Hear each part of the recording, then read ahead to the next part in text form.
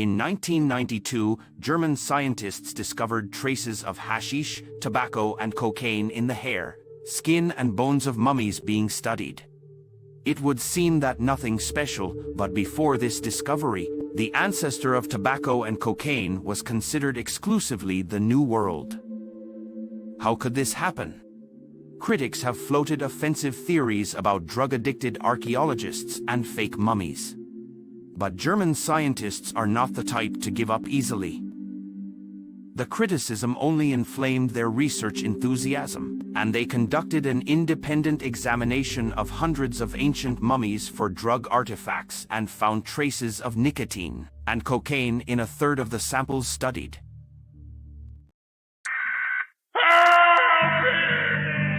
This is the emergency broadcast system. This is not a test. Repeat, this is not a test. Citizens are advised to take the following steps. If exposed, remove the phone.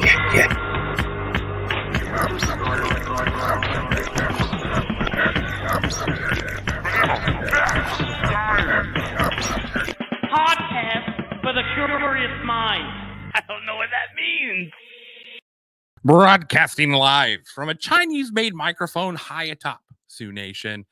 I am Cussing with Hussein with my co-host May Massacre and special guest Chris from Old World Exploration YouTube. Thank you so much for coming on the show, man. Thanks for having me. Should be fun. Yeah, no, we're excited. We've had Flat Earth Dave on, and I'm not saying that to discredit anyone who's like, let's not start that. But he's got several videos on his app that are just curious oddities.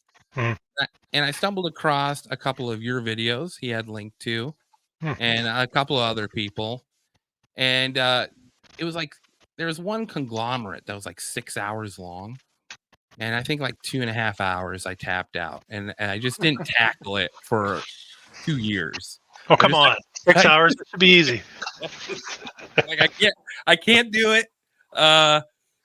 We're talking mud floods and domes and airships, and I'm like, what is That's going a great on? episode. So I gave it time to breathe, but then my algorithm popped up your video you had done a few months ago on the city of Sioux Falls, South Dakota. Yeah. And that's a town I'm very familiar with. And so, like, you got these pictures of the city hall and the big tower on City Hall that they lopped off, which I've been in that building. The cathedral in Sioux Falls, South Dakota, that they built in 2 years with no pictures of it being built. No, yeah. And, I was willing to just, sort of throw this little theory away, which I don't even know what the theory is about, which is why we're having you on, because we're just coming into this clueless. I just sort of giving you a backdrop of how I got into it.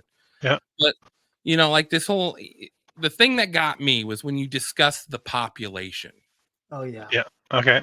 Yeah. And, The small population sizes for the time. Yeah. right. Yeah. And how buildings, that's what caught me big time, was the population didn't add up. Yeah.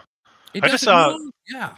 Go ahead. One of my comments recently, I just saw somebody mention too. Remember, families at that time were like 6 kids. Yeah. So if you're talking about a population, and each family's got 2 to 6 kids, let's say, that's a large segment of the population that would have been kids as well. So that even makes it more crazy to believe the timeline that we're given, I think. Well, and if you go just north of the town of Sioux Falls, there's a town called Flandreau, South Dakota. And I mean, it is straight out of the Wild Wild West movies, with like the downtown saloon, the elevated sidewalk to enter into the building. And just sort of that image built up in your mind. It's just a tiny little town of like 100 some people now, or it's probably a little bit bigger than that. Yeah. But then we're supposed to believe that same time period they built the cathedral in this podunk town of Sioux Falls. And I've got a couple clips of your videos, if you don't mind me playing them. Sure. But you've got, I just wanted to show people what caught my interest on it. as far as like got me wanting to ask more and dig into it. May, you looked into this a little bit too. Was there anything that stood out to you? No, I mean the biggest thing was the population for sure, and then it did cross my mind with everybody having about 14 fucking kids. Like how would that make any sense? And then just how the buildings were shaped, like with the windows and the peaks, Mhm. and just all that was just super fascinating. And then how kind of technology went from horse and buggy to railroads, and just like a blink of an eye, when it just didn't make sense. Yeah, everything gets invented so quickly Yeah, that they don't even get to use it before they're on to the next thing, right? yeah, Kind of. exactly. Here's a clip of the Old World Sioux Falls video. For anyone that's curious about your videos, you can go to YouTube, look up Old World Exploration, Yep. and you can find. I mean, you've done how many towns have you done so far? I don't know how many towns. I'm just up over 200 videos. I've done most major cities in the States, even ones that you wouldn't call a major city, I guess. So quite a few. I also want to mention that I just started a podcast on my Rumble channel, same name. It's an unleashed podcast, so I'm going to other places that I don't usually go on my Old World Exploration channel. So there's my Oh, plug. okay. Have you had problems with YouTube? Yeah, I've had a few strikes. We went into some. I had a chat last Really? summer, and I got a strike. Yeah, but it was a Oh, warning, and I'm sure it affects the algorithm.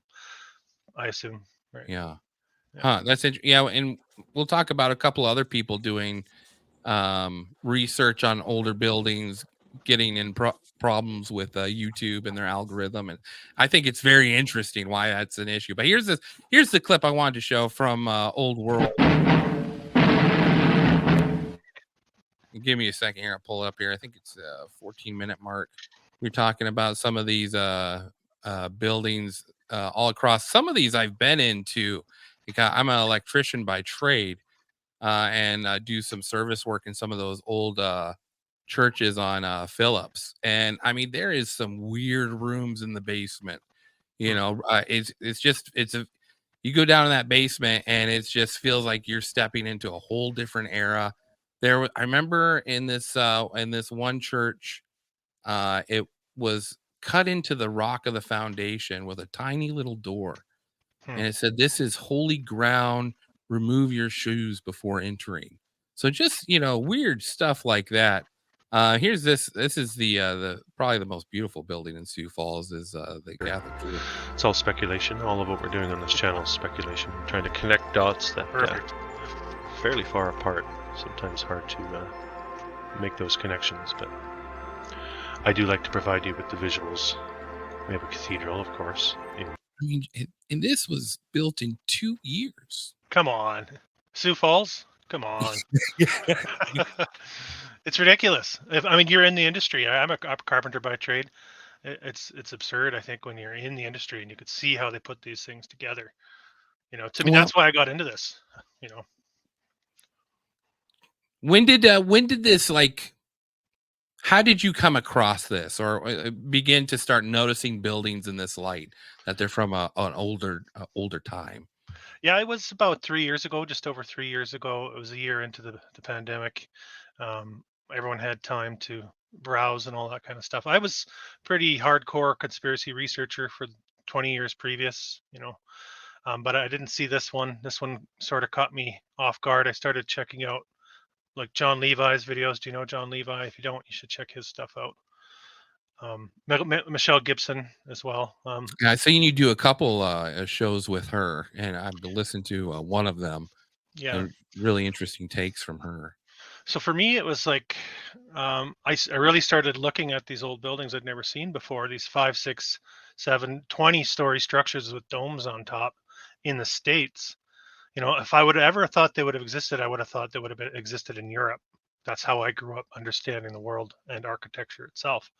They never told us that these things existed. I don't think they want us to know. That's why so many were demolished, and a lot of them are hard to find, even if they still stand, or they're buried in skyscrapers. They're boxed in, in big cities and stuff like that. So it caught me by surprise about 3 years ago. I got into I don't know if you know much about the melt either. No, we are coming in now. Our side, we are coming in just blindsided by this, So, yeah, you'll have to hold our hand as you walk us through this.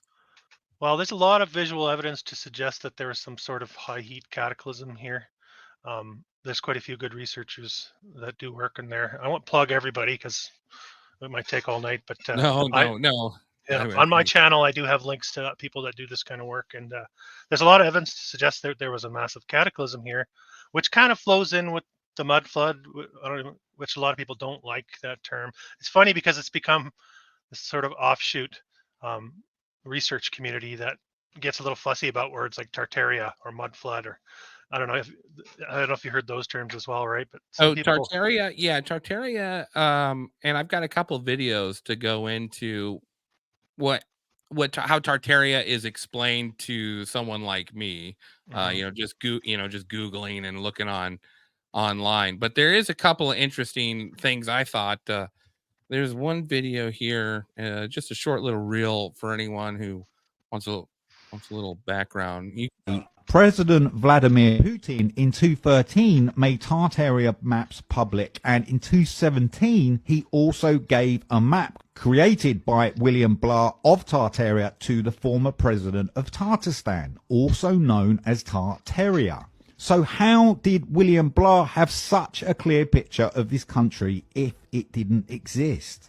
We learn about the famous Egypt, the Persian Empire, the Ottoman or Roman empires, but all of this history is small in comparison to the Tartarian Empire, unless it isn't true and it's just a myth or a story. But you can find too many documents that state this region certainly did exist. The landmass and territory called Tartary and Great Tartary was an historical location in northern Asia that existed between the Caspian Sea, the Ural Mountains and the Pacific Ocean. Tartary was a blanket term used by Europeans for the areas of central, northern and eastern Asia, as these parts were largely unknown to European explorers. This is why the entire geographic territory was known simply as Tartary, and its inhabitants were called Tartars. So I'm curious as to your take on that. I think Tartaria would have been possibly the last vestiges of the old world civilization, or an old world civilization that was on the way out. But I don't like the regional aspect of it, because like I usually do in my videos, I look at North America. I think that there was much more here than we've been told, and that was just sort of the last part that was about to get scrubbed out. And then Tartaria became a blanket term for a lot of people to describe this old world. But I think old world is a better moniker, because Tartaria can be marginalized to a specific region. So I guess the belief is that these old buildings, they come from a centralized location? Like, was there like a great empire that just ruled over this area, and then there was some cataclysmic effect that destroyed the world, reset humankind, and then we rediscovered these buildings as we discovered North America again? Well, I know exactly what happened. I'm just kidding. Yes! Nobody got the right guy. It's totally impossible to say any of this for sure. So this is obviously all speculation. Well, this is all speculation. Yeah, no, it's all speculation. We're just this is such an interesting. It's interesting to me because like I said, I'm from a small area where it's impossible to believe such buildings could go up that quickly. What I really think, honestly, is that the turn of the century, 20th century, was a key point in their taking over. When I say there now, I'm targeting the bloodline families, which I'm sure you're aware of, the monarchies, the Vatican. This is exactly who we have to point to for hijacking the realm and distorting our history, and basically making them look like the benevolent philanthropists, benefactors of the Industrial Revolution, if you know what I'm saying. Painting themselves in a positive light, while the rest of us were just sort of had to work our way into some sort of wealth. I think they completely hijacked what was left. And I think you're right. Post cataclysm, um, and then a series of events to shore up the realm. That could possibly be what the American Civil War was, not necessarily what we're being told it was, but actually a hijacking of the continent or much of the continent, and painting a different picture of the area. Because you have the incorporation in 1871, I think it is, the USA Inc., right? And the taking over, and then you get the financial system coming into play, you get the Fed in 1913. So you can kind of see how the pieces fit if you've done a bit of the research. Yep. And that's why it makes a lot of sense to me when I look at the architecture, that there's no way that this was done at the time in the way that they say it was done. For me, that's enough. I don't, Well, and we're both in construction. May's been out out in the field too when it comes to big projects that need to be done. And it does seem odd that such a building, like we don't have the ability to build such buildings today in No, that quick of time. Yeah, You look at some people will say we do have the ability, we just don't, which I disagree with. But we don't have the material resources. We don't have the architects, to be honest with you. I don't know if we have the imagination to create some of these structures. No offense to architects out there. I just well, feel that's like not what pays the bills, like everything it has to be streamlined. clean lines, right? Clean Yes. lines. Yeah. Yep. And Yeah. where does that school of thought come from? Well, and it's so funny too because like when you look at these communist countries, back in the early 1900s, as Mhm. they overtake, like Russia, everyone thinks of Russia, but China Mhm. does this too, and Mhm. they destroy all this architecture, and in place of it, they put up the most boring looking buildings with no imagination whatsoever that will now stand for hundreds of years, when you had these beautiful structures before. And who in their right mind in a community sits down there and all agrees to get rid of these structures? You know what I mean? Like well, when you go forward, you can't have anything that looks like the past. No.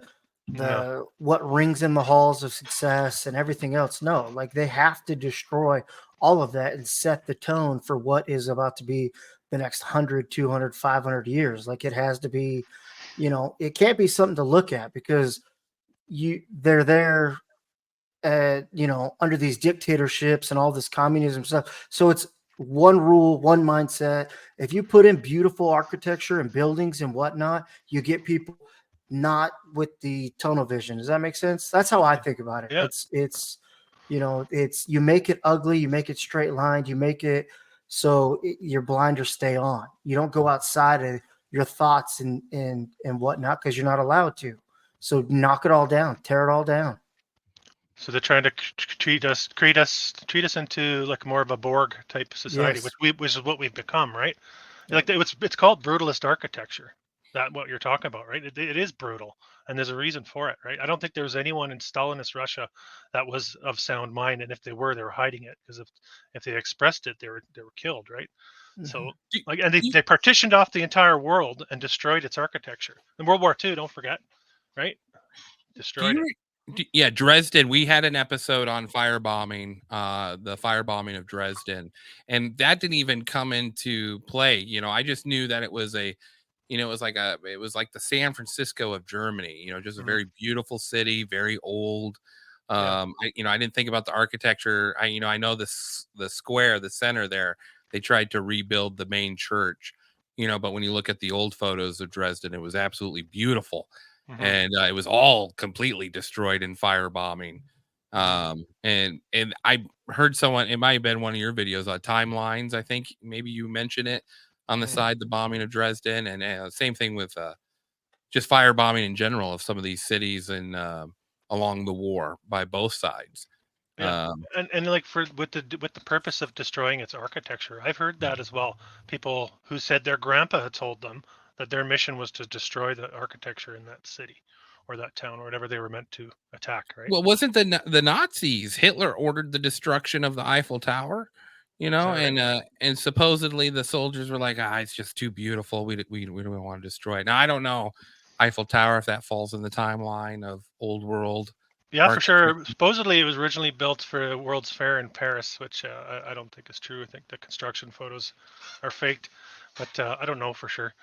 World's Fair is another huge one. You probably touched on that. Yeah. I got a video of the one in Buffalo. We can play for people that just sort of get an idea what we're talking about. The World Fair was this huge event that happened every few years, wasn't it? Like Well, it depends. just Pretty much every year for quite a long it was time. a All over yearly the world thing. too. All over the world. Okay. Yeah. Okay. Yeah. Let me see here. Buffalo. The Old World. Buffalo Yeah. one, that's fantastic. That's very interesting. I'm sure they all are. People are But walking around on something that's absolutely remarkable. I mean, look at that. This is Buffalo, New York, 1901. You know, just stunning architecture. And this all has a frequency. You know, we've talked a lot about this with frequency, resonance, fractals, all of these materials, you know, all the copper that was used. Every statue on top of these buildings had copper. Every angel on top of these buildings had copper.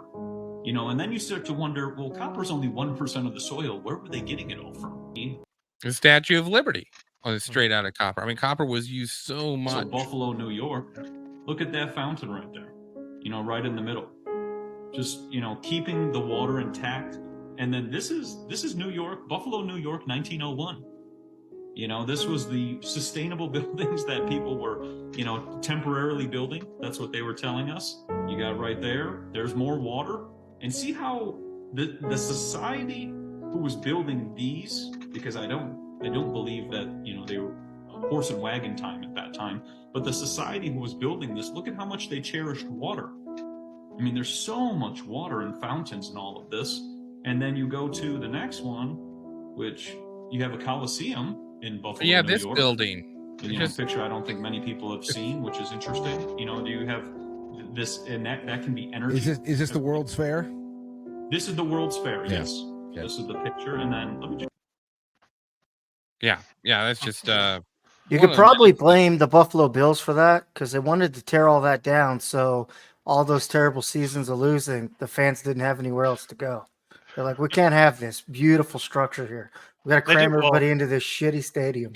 Their stadiums are a big part of it too. The Soldier Yeah. Field, I think, was one. They're all over the Yeah. place, especially at Yeah. universities. Actually, Yeah, universities that are was holding a lot of interesting. old world stuff. Yeah, how the universities with all those castle-like buildings and buildings that you wouldn't see or wouldn't expect to house a university, and they're gorgeous. I mean, they just take your breath away. Some of them, the way they look and whatnot. And you're like, there's no way they meant to build that for, you know, whatever course or a student body. You know, I like the fact though with building with the copper, and it seemed like they built everything with the mindset of keeping the body pure and simple. Like they say, you know, the copper grounding is good for you when you sleep and all that. Like it, I don't know if that's what they, you know, what they intended when they built all that, but it feels like with the materials and stuff they used, it was just good energy, good, you know, just good for everything involved, you know, the people, the buildings, the water, all of that to keep it, you know, top of the line. I Yeah, could you're be getting- way off, but No, you're getting into the energetics of it too, and that's a big part of the old world theory, if you will. The ether and the antiquitech, that harnessing the energy in the ether. Now, this is getting into Tesla and, you know, Yep. what was hidden from us for so long in that regard. And then the water also being part of the cooling system, with the ether being harnessed, and also the building materials, all crystalline in nature. Fireplaces that didn't burn wood. yeah, that was interesting. Things like that, you know, those are all things that make I think, forgot all right? about that. It's so, yeah. Yeah, these those things- fireplaces.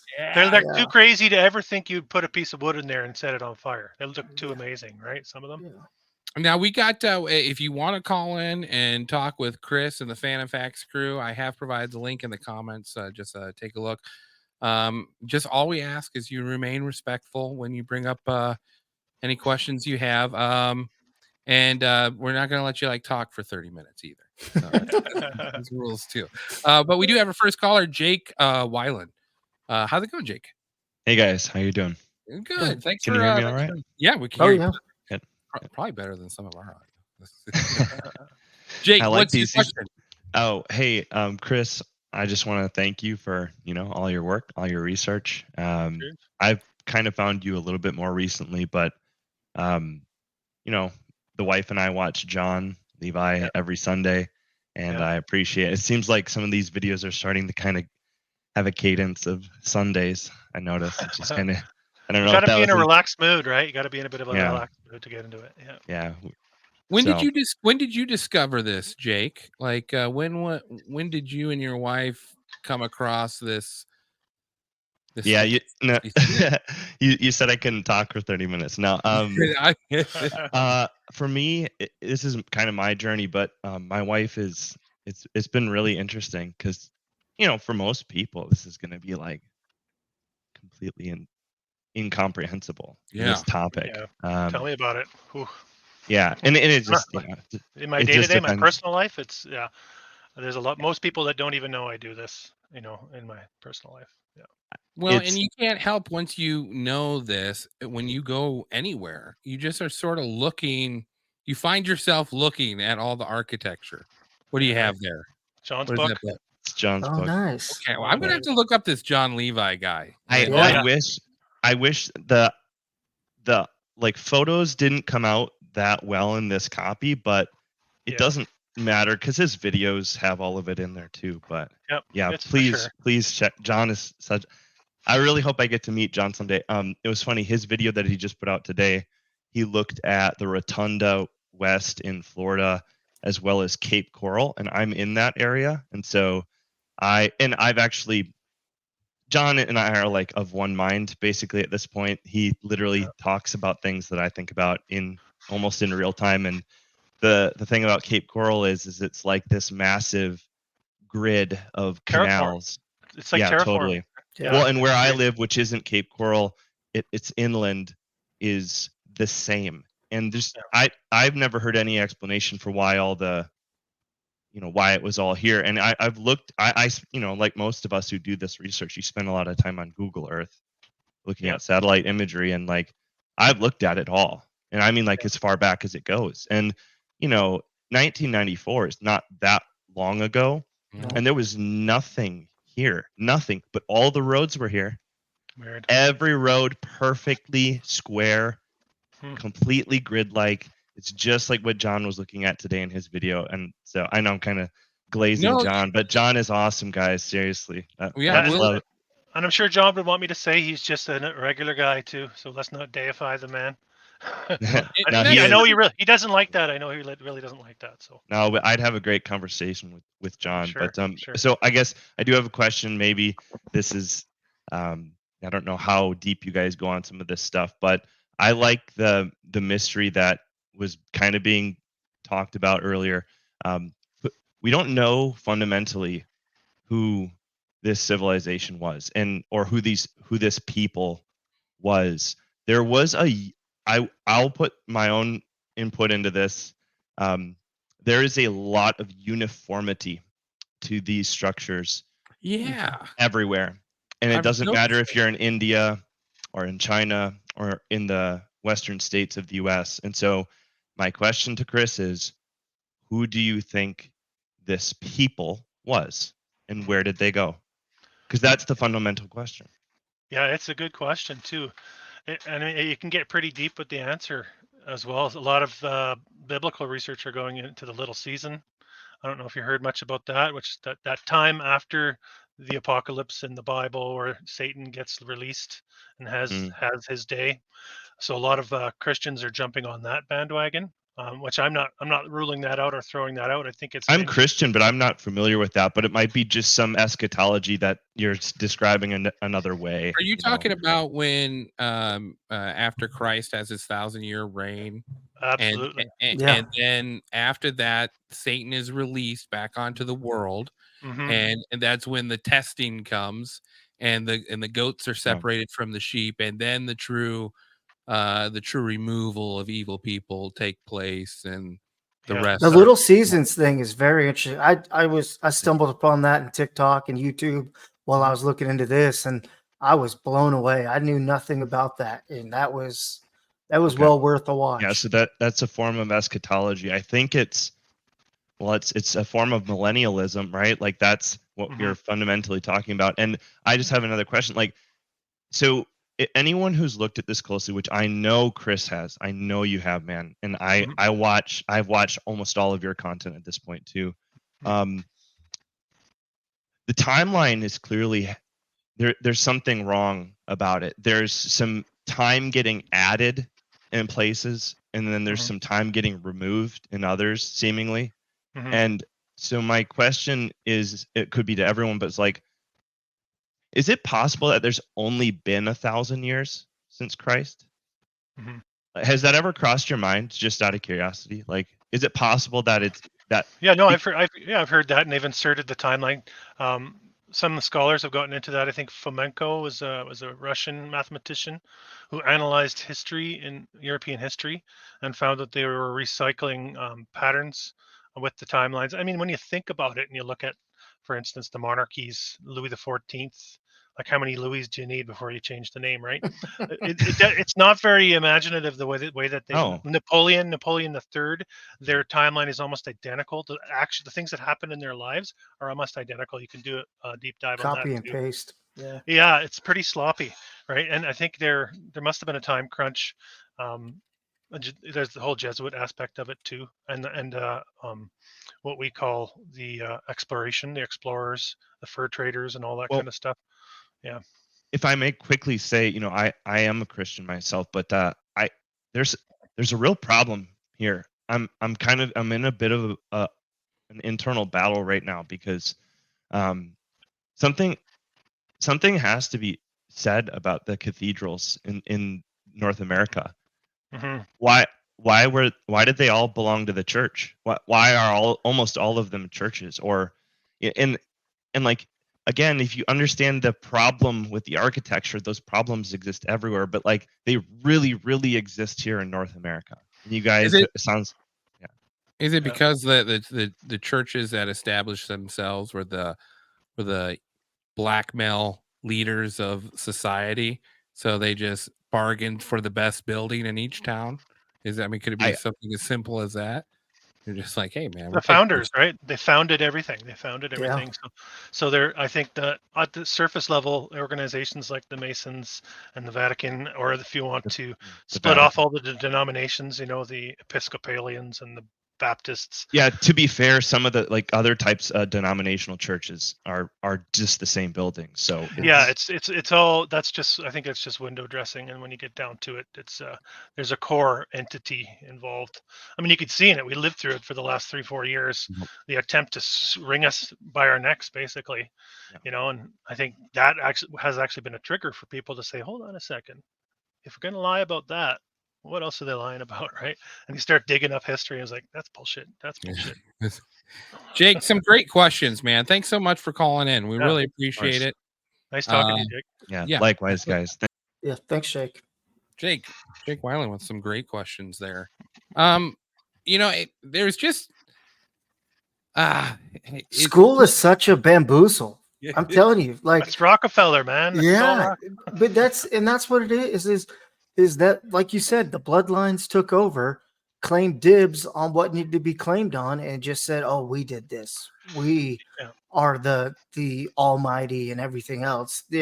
No. And that's what is so mind blowing. Why could we not give thanks and gratitude to what was before us? Like, why lie? Why lie to us, right? Exactly. Why all the lies? Like, I mean, especially now, as much as COVID, really sucked for a lot of people, for everybody, it is what got great awakening, as people say. It's opened up a lot of eyes and minds to everything. And it's as shitty as a time that everyone has gone through. I think it backfired on them when they planted this seed, because I don't think they were expecting for all of us to open up and see the bamboozleness that has been going on for so long. And I still think they know that they're probably untouchable, and it doesn't matter that we find it and we look into it. But it's just so fascinating, all the shit that was just put over our eyes and just told to take it. Here's another great example of shit getting pulled over our eyes. I remember hearing all sorts of stories about these. I'll play this a little bit of this video right here. My bad. That was excessive. These are all the great fires of like 1862. And I don't know if you had some insight on this, Chris, when it comes to some of these buildings. I do notice you mentioned, a couple of fires, especially with Sioux Falls, the mill on the river. Supposedly only up for 2 years and kept burning down, and so they just were like, nope. And then they made it into a part of the historic register of landmarks, so no one could, just, Almost like a trophy of destruction. yes, yeah. There's a lot of that going on. They throw And- they throw it in our faces, right? Yeah. Well, yeah, I think I've looked at all sorts of fires. I don't think all of these places were burnt to the ground like they say. I think they were destroying structures, but I also think it's a way for them to reset the construction narrative and say, okay, none of these were built until after the Great Fire. Then they started building them all out of brick and stone as a result of the Great Fire, which is not the case, because when you look at the photographs, they were brick and stone buildings that they're showing as evidence of the yeah. fire. So you see that a lot as well. The whole downtown area burnt down. It was made of wood. They decided to rebuild it, and they did it really, really quickly, and now it's fireproof. And it's a recycled story again, and you see it all over the place. Almost like Hawaii. Yeah, A exactly. smart city. Ooh, Yeah. is that what we're about to stumble into? The smart city is going to be the 3.0 or 4.0 Well, this. I think it's our awareness is pushing against their the level of our awareness collectively pushes against their ability to push without being discovered by the masses, if you know what I'm saying, if that makes Yeah. any sense. Mm-hmm. So as more of us can wake up and say, okay, sports is cool, but there's another big thing going on here. I can enjoy a basketball game for what it is, but I'm not going to live and die by my favorite, to use the analogy, how or Hollywood's the same way too, right? Or your favorite artist. We need to really care about what's really going on here. And those are the conspiracy theorists, the ones that actually give a shit about what's going on. But they do a great job at just, making sure that you're, zombied into it. Like, they'll push like hell with, like you said, your favorite sports team or your favorite artist or whatever, just so they can just behind the curtain of number 3, they just do what they want. And it's, like you said, we got to do a better job to understand the fuckery, if you excuse me, is going on, and not buying into what our idols and, our, fans are, getting away with. Or Pup P. Diddy's, right? In those times. Recycled religious stories, hence religion. I like it though. Yeah. Now, how do you explain, or have you heard? I know you are just, this is all speculation, but how would you explain the history of Native Americans in this land? So, like when we talk about South Dakota, that's very prominent here. The Native tribes and the history of them going back to the 1860s. How is that explained, and how did they survive? Yeah, well, I think there's a good possibility that they were the survivors of a cataclysm, the remnants of that past civilization in those localities. Possibly, it's all, like I said, all speculation.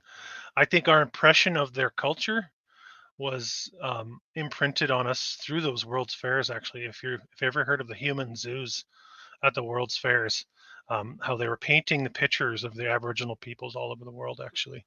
And then you couple that with the history of genocide, right? Is what do these entities do? The Vatican, the Crown. First thing they do when they go in there is they genocide these people. They imprison them. They remove them from their own native tongue. So they're taking away their history. So it's the same historical process that's going on for everybody, right? So there's no way you can actually say, well, that we have a pretty good idea of what their history was, but not ours. This is for everybody. I think we all have to understand what's been taken from us. Yeah, that's the big thing of I uh, we talk all the time. Well, I do about the circle. It's just a continuous circle always, and Mm. it needs to be broken at some point for any kind of hope of change and whatnot. But with talking about this with these buildings and everything, the Tartarian, like I just imagine if the circle keeps spinning and everything keeps recycling itself, and then this moment or that moment comes back again. I want to see and know what that's going to be like. Like, is it going to be space flying, floating thing? It just makes my mind wonder because these buildings and stuff that were destroyed or popped up out of nowhere are just so gorgeous and beautiful. And now we have these boo-hoo, ugly ass fucking things that go up that go 80 million miles in the sky. Like, Yeah. the circle's going to continue, and I feel like we're going to go back to the beauty. Maybe, I mean, well past our time. We'll be bird food by then. But I just, like, if the circle doesn't get broken and we keep rinsing and repeating, it's going to be to me, it's just a fascinating thought to think of what all that architect and all that's going to look like. I could be just way off, but I don't know. Maybe we're remembering us remembering it now. That maybe is a way of us getting back to that, right? Oh, yeah. We got to remember as much as we possibly can now as the cycle proceeds. That's part of how I look at it too. Like, we may be living in an entirely previously terraformed realm by a creator, right? Mhm. And what we think of as nature itself, in many respects, it could be just the remains of post-cataclysm architecture and infrastructure that's been obliterated to the point of that you can't tell that it was architecture or infrastructure. Yeah. Now that's getting pretty deep into the meltology end of it, which is interesting. If you want to have a look at that one of these days, there's some people that in the architecture camp don't really get too deep into the meltology, but I think they're connected. So, well, that's why oh, sorry, Corey, go ahead. When we talk about because when we talk about free energy and Tesla, like I said, I'm an electrician. Mhm. And so, like, at some point you got to look into Tesla because he is an integral part of electricity. And I worked with an old timer in Colorado Springs, master electrician, and he said back in the 80s, after he'd gotten his master's, he was reading through some electrical theory books, and there was a small paragraph on Tesla, and this is like 84, 85. Yeah. And so he goes to his library and he asks for books on Tesla. And they're like, oh, we don't have anything. And so he goes to 4 different libraries in Colorado Springs. None of them have it. They tell him to go to the historic library where they keep older documents. And so he goes to the wing of that library. They make him fill out a form with his phone number, social security number. And then they put him in a small room and they brought him 2 newspaper clippings from 1899 and 1900 from when Tesla was doing his experiments in Colorado Springs, and a small little biography book. And he was not allowed to leave the library with that. He could only read it in this small little closet of a room. And that was 1985. Yeah. And the whole belief behind Tesla, not belief, it's fact, that he could give out free energy by tapping into the earth. And I've seen some people say, like, well, this is actually something that the old world had already discovered. I think with the fireplaces with the ability to burn wood would have been working off of some sort of frequency that Tesla had worked with. So, I mean, and he would be from that region where Tartaria is from. Yeah. Out in the Slavic area over there. And who ruined him? Who ruined Tesla? Was it a robber baron? Oh, it was I always JP Morgan, one of those guys. Yeah. JP Morgan, Westinghouse. JP Morgan. Morgan Was the guy that stopped his financing and then took just isolated him from the community, and he dies by himself. It's all the same names. It's like a group of 15 names that come up, over and over. It's pretty obvious, actually. One of the videos I could have swore I watched was with electricity in the in the old world where there was no wires, there were no cables. like with the fireplaces that didn't burn any wood, like it was all just connected, and the town just ran, and it There's a was couple. lit, and Yeah. all it was so fascinating. I mean, Here's that's so cool. I got a clip of that, May, just talking about the tram network. Well, let me play that here real quick.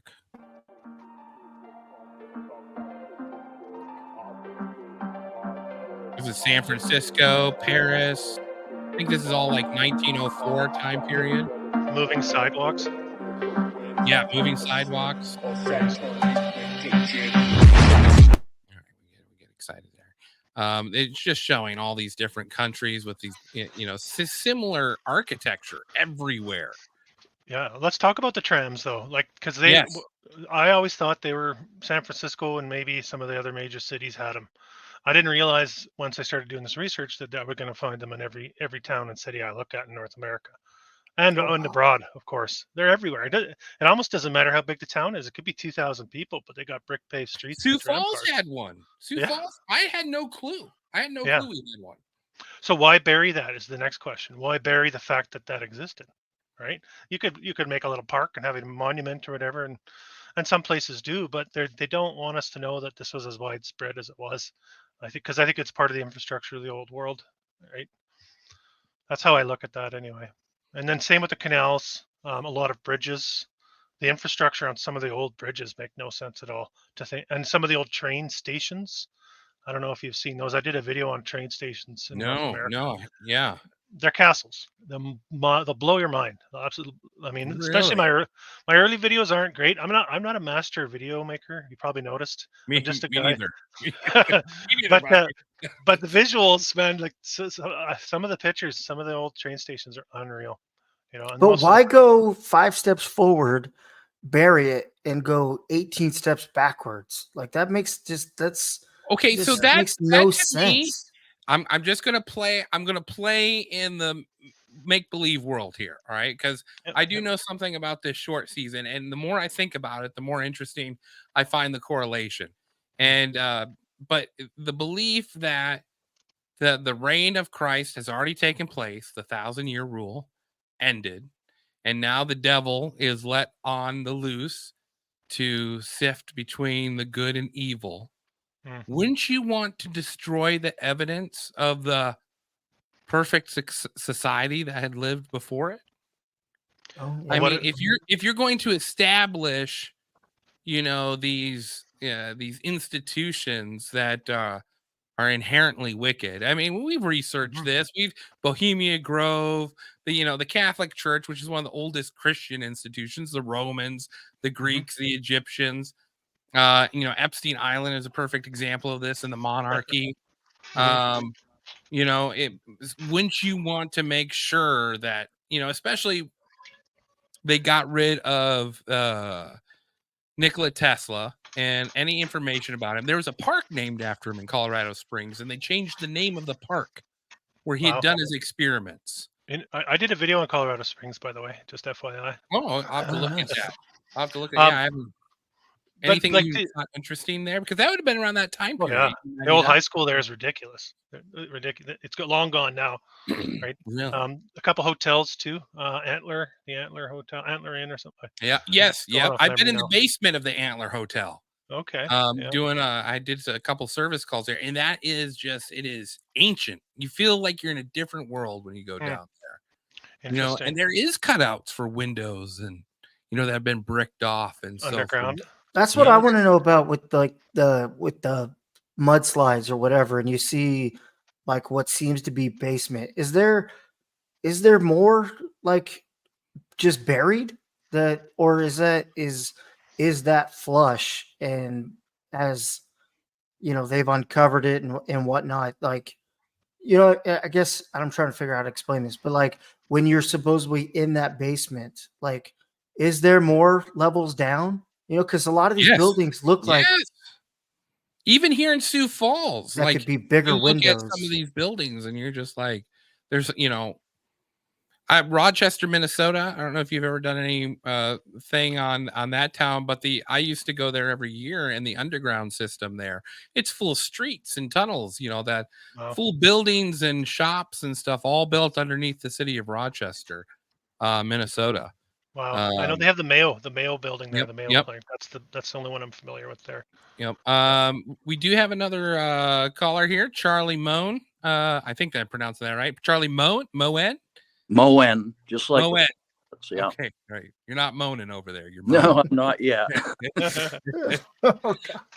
the first time I've ever called into a show. Thank you, Charlie. We appreciate it. So I'm a follower of Chris's channel, and Well, thank you. For I think like about 6 months now. Oh, okay. But I've been following John Levi for like 2 years. Mm-hmm. I'm with New West Reset. Also, I've been following. Oh yeah, Frankie. Yeah. Yeah, I saw your show with Michelle Gibson. In fact, I think that was the first time I saw you, Chris. Okay. But I just wanted to, because of John Levi, he said on one of his shows, he said, every hometown has these buildings in it. And I originally come from Maine, a little town in Maine, Winslow, Maine. And when he said that, I went into, I'm in North Carolina now. I moved away 4 years ago. But it brought back a memory of something that happened when I worked at the railroad in 1983. They were excavating a building for a building to be put in by the paper mill where I eventually would be working in a few years after this point.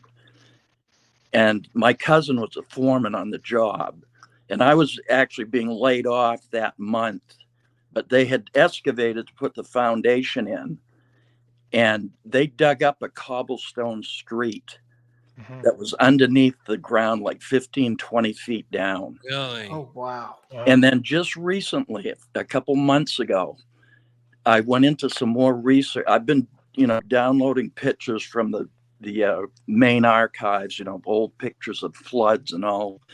So I found pictures of a trolley car going across the trolley bridge into the town that I lived in back in the early 1900s. It's like it's a photograph that's been turned into a postcard, so the quality isn't that good.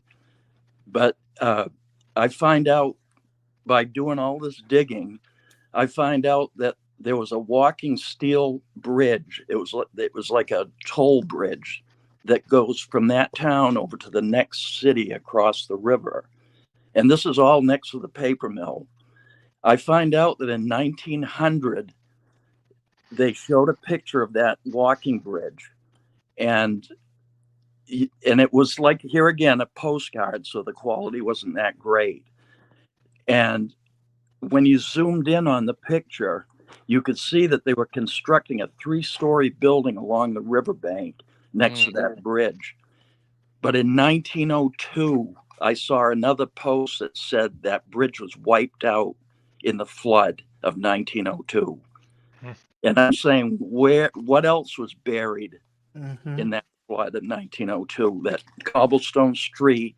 I think that paper mill was there a whole lot longer than just 100 years ago. The foundation of that building. I worked in that mill 2 years later after in 1983. And one of my jobs was walking down in the basement, checking meters and stuff. And that foundation went on forever under the mill. And as the further down you went, the older it looked. And anyways, I just wanted to call in and everybody should go look into the archives of their old hometowns. Yeah. And, it's everywhere, right? 1937 atlas that I found at a transfer station book repository. Oh, that's awesome. My town of Winslow only had 3,000 people in 1937. And yet in the early 1900s, they got a trolley car. Something's not right. And I was going to ask you that, Charlie. When was your town officially established over there? Well, they didn't even have a newspaper in 1902. The town of Winslow didn't have a newspaper. The next town over did. And so I haven't been able to get any newspaper archives. That you got to pay to get any information from these places. Yep. They make it just as hard as they can, so you can't. Charlie, you said 67. I'm 67 years old, and it's just been in the last 2 years that I've realized they've lied to us about everything. It's amazing, isn't it? Everything, Charlie, our religion, everything. Yeah. What was And the? there's a cathedral in I think I might have told Chris about it. Lewis, Maine has a cathedral, and I tried to get pictures of the construction of that, and here again, the construction photos are a joke. I spent 30 years in roofing, standing seam metal roofing. Oh yeah. And I worked around contractors who were building. We worked in some big buildings in Portland, Maine, and I worked with masonry and stuff. There's no way that you're building that building in 1929, which they're claiming. You go on and look up the cathedral in Lewiston, Maine. It's unbelievable. Now I want to just present the devil's advocate here. Like, when you talk about religious buildings, do you think that under any possibility that you could get these buildings built that quickly due to just how staunch people are towards their faith, especially back in the 1900s, No. that act of worship to participate. And there was that town of Lewiston, Maine didn't really have that many people back then either. I'd have to search it in the book here, but you could probably go online and find what the population in 1929 was when they built that cathedral. Well, it's the same story everywhere. That's what's so amazing. Yeah, you can throw a dart at the map, and you're going to come up with a similar narrative. Yeah.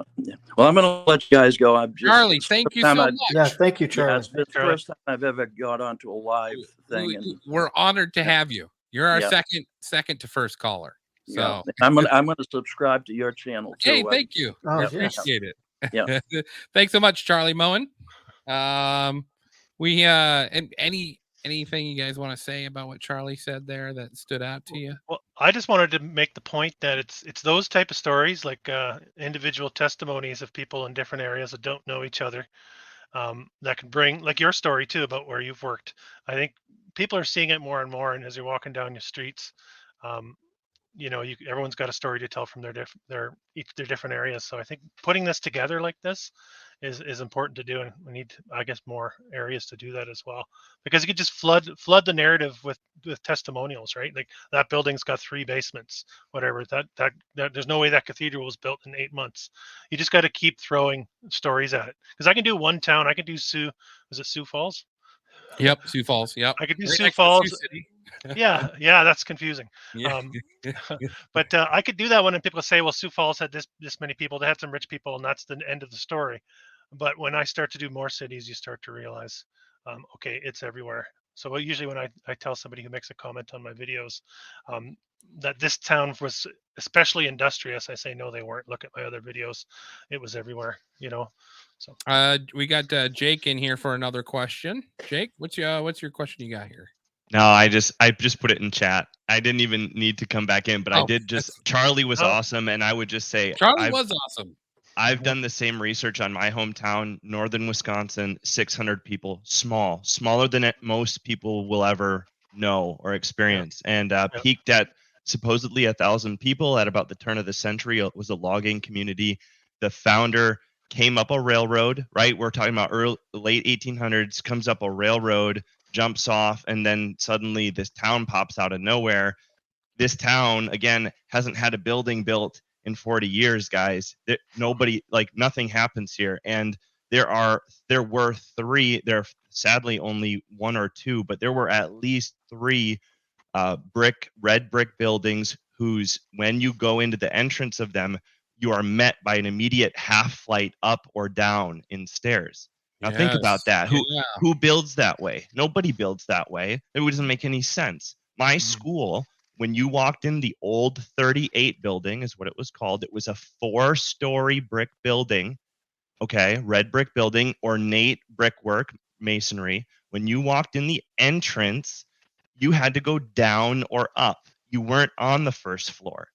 I mean, this just doesn't make any sense. These buildings were here, and most of them are partially submerged or sunken or something, because the windows are all full frame.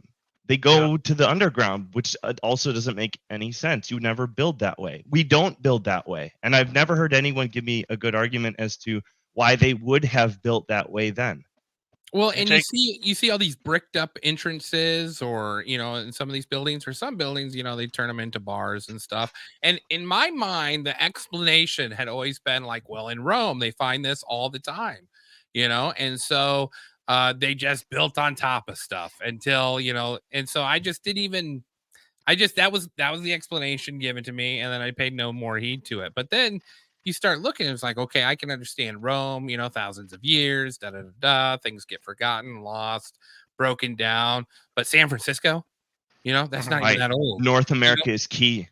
It's so crucial. Especially the Midwest, even, and the West, but the Midwest doesn't make any sense to me. Midwest, dude, I spent literally all day, Chris, I'm fanboying you, dude, but like I spent all day looking at the Milwaukee video, because my dad grew up in Milwaukee, and my grandmother worked in one of those buildings. Like, I looked at the Schlitz building, what they did to it. They lopped off its head, but it was amazing. I mean, hundreds of unbelievable structures.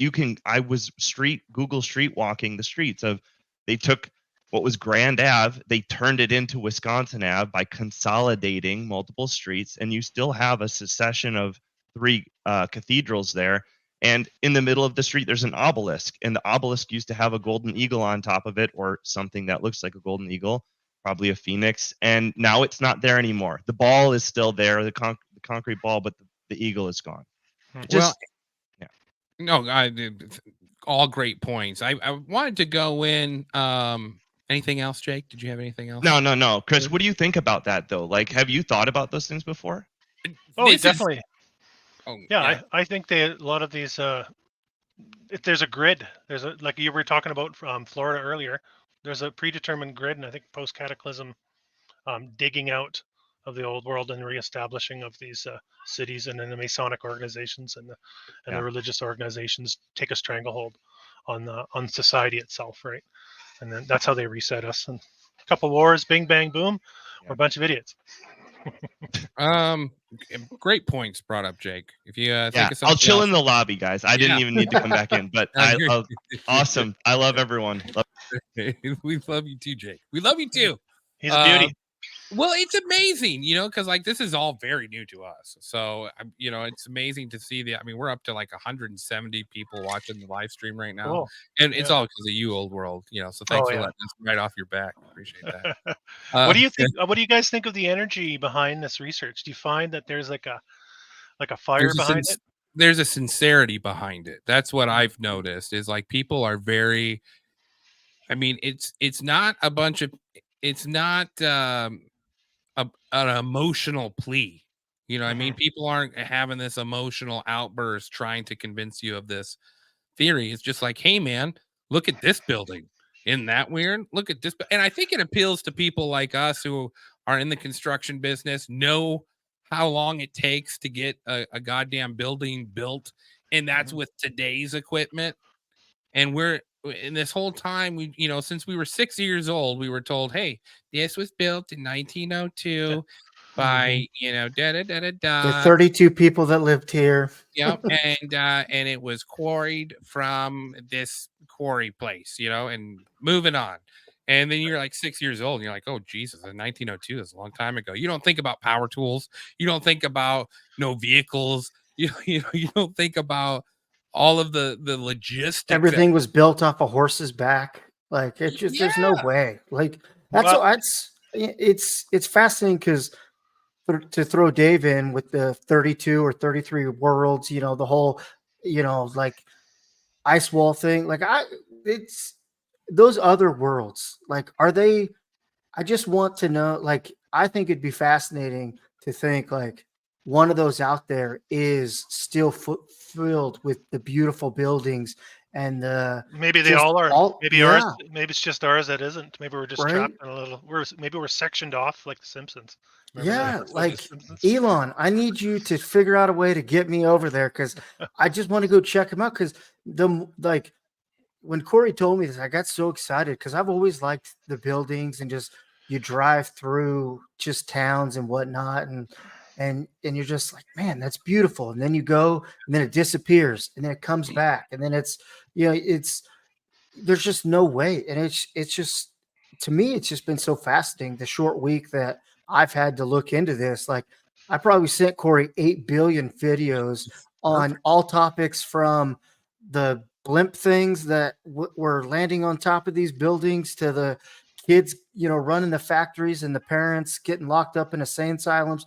All just different strokes and different wide views of all of this kind of time period where it's just super fascinating, and then it all just disappears. Let me play a clip of the airship thing because the dome thing has always gotten me because I always imagined, that it was always bragged as a Russian thing. The dome on top of these buildings. You see it all over in Russia. Didn't really see it anywhere else, but you always see these domes on the Capitol buildings and these other huge ancient buildings. And there was this TikTok here. I'll play a little bit of this. I would like to touch on Tartarian airships. So in the old world, there were a lot of different innovations when it came to airships to carry passengers from one place to the other through the air. They looked like submarines, but that could fly and had wings. Now, of course, in modern day times, we know the Goodyear blimp. And the Goodyear blimps were just our versions of those Tartarian airships. And some of those airships even... This docking thing. Yeah. Is that some real? of them? Some of them were built admittedly to have that dock. I think there's one in Atlanta. Seattle had one as well, and that was the intention, was for them to dock these airships. Apparently, I had no clue. I mean, there's another picture of it right there, docking. Yeah. Does it explain like who got into the airline business and then their plan was to get rid of this because it was cheaper and easier and more convenient, or is this a big money grab just with the 15 popular names that want to control everything? Is this another part of why it disappeared? That would be my guess, without diving into the names behind it. Yeah. I'm sure it's all part of getting onto the oil, the internal combustion engine, and all the rest of it, taking away what they call free air travel. Yeah. Well, and I mean, Rothschilds, Rockefeller, their family, the Kabbalah, the religious belief all comes from that Eastern European area of what would supposedly be Tartaria, which I don't know if that's true or not, but I do know that their origins go back thousands of years to that area. The Star of David comes from that area. Yeah. I've hypothesized about that. They could be using some sort of Kabbalistic magic to keep our reality together in their favor, and it's failing now. Well, that's just me musing, right? But we listen to. I love that. Anyone who enjoys podcasts like this, check out No Agenda in the morning. It's a great podcast. But there's this discussion, like there is this line of people that they wear the turtlenecks, the Bill Gates, the Steve Jobs, these people that Walt Disney, people that had the ability to use altered realities to control people's mindsets. You look at those old Disney movies and all that stuff, there's symbolisms scattered throughout it. And when it came to propagating the US was called upon, it was the media. It was Walter Disney ran a crap ton of propaganda films for the military. So like, is this a cult of people that have survived from this time too, that have this knowledge? Do you think the Masons are involved with this at all, or? I think the hierarchy that the Masons find themselves in, and you go right to the top. I'm not going to say to the top because I don't know where the top is, but the British monarchy is admittedly heavily involved at the higher echelons of the Freemasonic order. So that's pretty obvious, that one. But yeah, I think it's all part of keeping the New World fabric intact on taking over what was the old world. So I think they're a large part of it, the Freemasons. Michelle Gibson's got an interesting theory on. We're talking about these cabal families, bloodlines, or whatever you want to call it. She thinks that somebody found a way to bring certain entities into this reality. We're going back into the John Dee era now, 400 or 500 years or whatever. Okay. And they were able to manifest, because you get into the timelines of when the Rothschilds really start to take hold in the banking industry. And then the British monarchy starts to get hijacked by certain bloodline families. It seems to align with a certain timeline. So that's a part of her theory, and I find it interesting.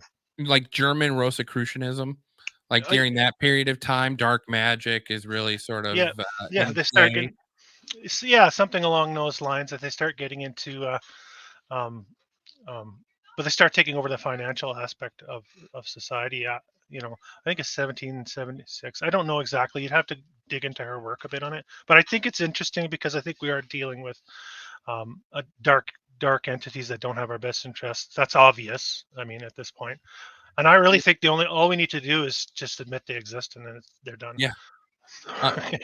Well, in Old World, Florida, the YouTube channel there has come out with a video on Jekyll Island, the financial institution that runs the United States, and really the world. Being honest, as hard as other nations. I mean, it just shows the effort other nations are trying to break free from this currency, and how much work has to go into place just to attempt it with BRICS. There's no guarantee BRICS is going to succeed. But we talk about the hijacking of the American government through the Federal Reserve, and Rockefeller's house is built on an ancient Indian mound, supposedly where the altar to sacrifice children is in his basement. Now, that could have been some embellishing by Old World Florida. There's no way to, unless you go in there and see it for your own eyes. But the fact that this Molech theme follows into the New World, this aspect of sacrifice, and to produce, some real, you look at what the Federal Reserve has done. And we talked about it last week about how the dollar bill is just full of these, I think personally the dollar bill is a talisman, being used for dark magic reasons, with all the inscriptions and symbolisms printed on it. Are you advocating for a cashless society with that statement? Yes, no. Squeeze your silver. That's all I'm saying. Squeeze your silver.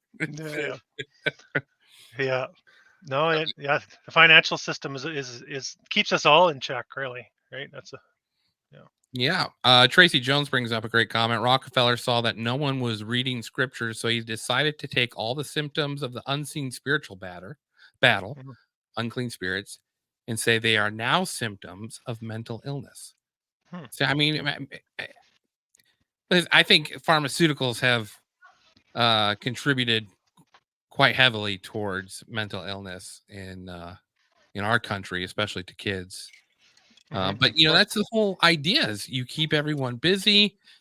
Internet comes out. Well, how are you going to control people when they have access to all of this information now and resources to talk to people from different parts of the world?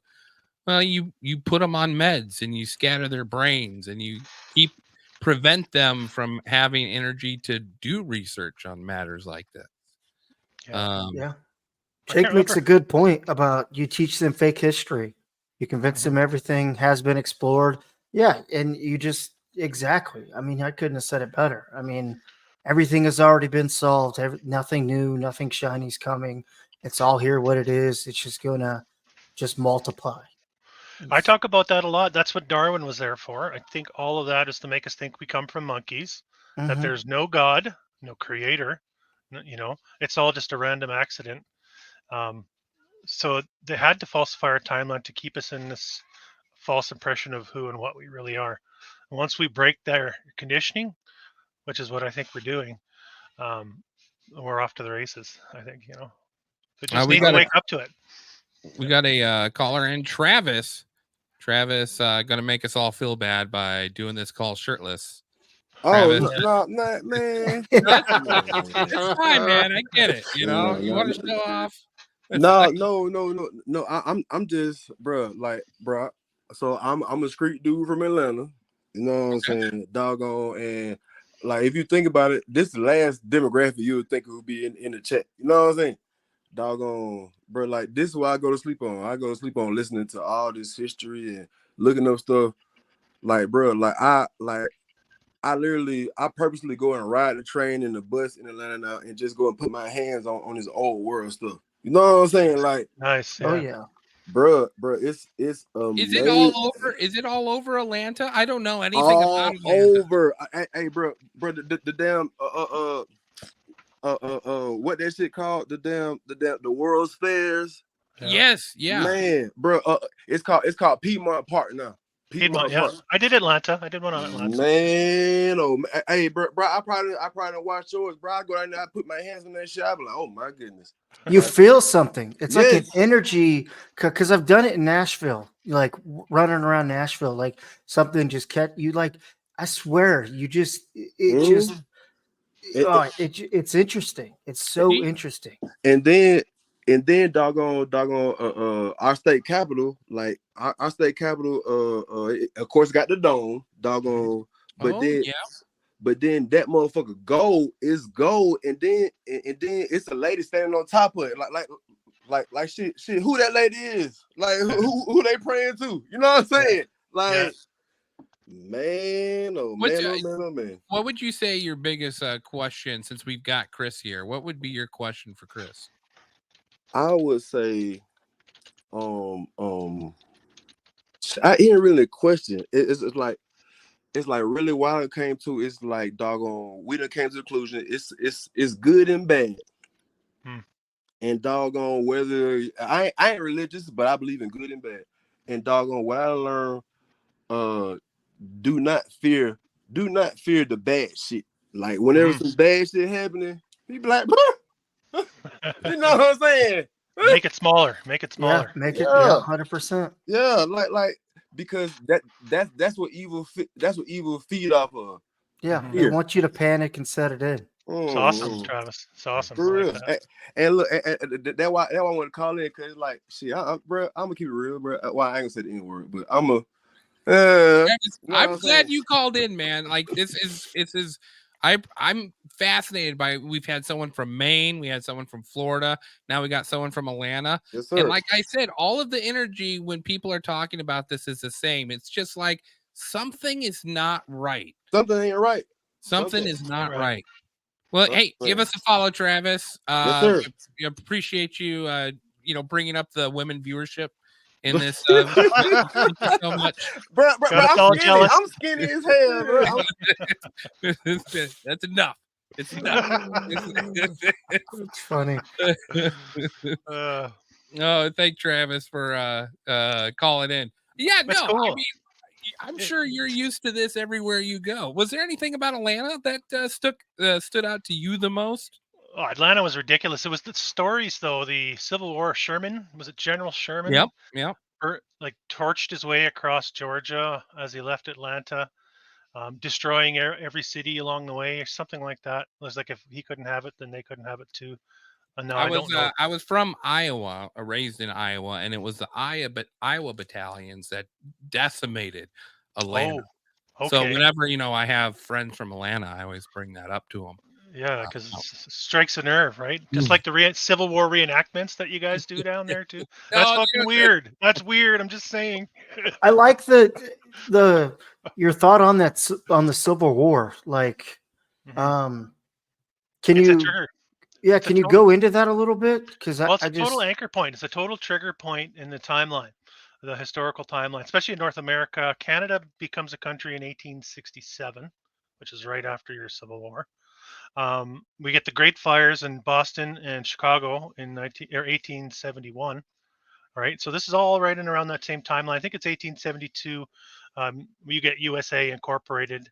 And a lot of people have done the research on the Civil War, say that basically the British got their stranglehold on the U.S. financially through the Civil War, and that's why it became USA Inc. Right? So I don't know. It kind of makes sense timeline with the destruction, with the wanton destruction. Like a civil war, you're going to destroy infrastructure too. I don't know. It's usually a battle of people versus people, and you're doing it to preserve the infrastructure.